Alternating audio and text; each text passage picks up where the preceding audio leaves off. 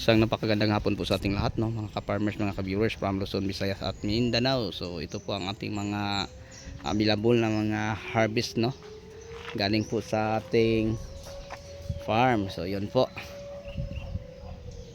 So nagtitinda po tayo ng mga kamatis, upo, ampalaya, pipino, sitaw, bell pepper, tapos kalabasa, nabela, at saka yung talong na kalixto.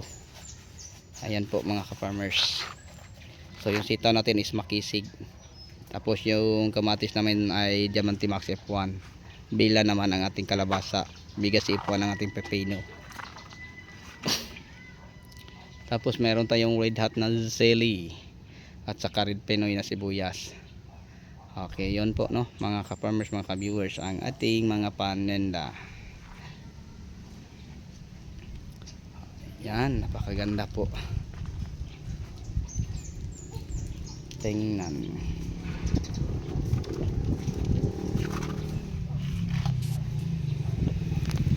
Ito si Mestiza, ito si Megasi. At po, ito si Makisig. At Calixto ang ating talong. Smooth green ang ating okra. Bela at Suprema ang ating kalabasa. Yan ang ating siming talong. At ito naman ang ating gold, konti na lang. So napakaganda po ang ating mga tenda.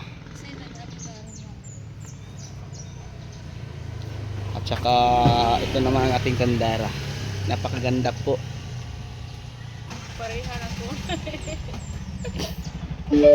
Yan.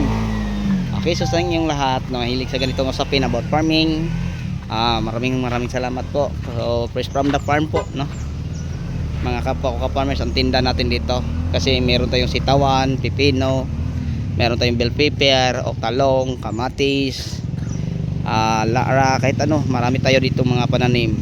So sa inyong lahat hanggang dito na lang, maraming salamat.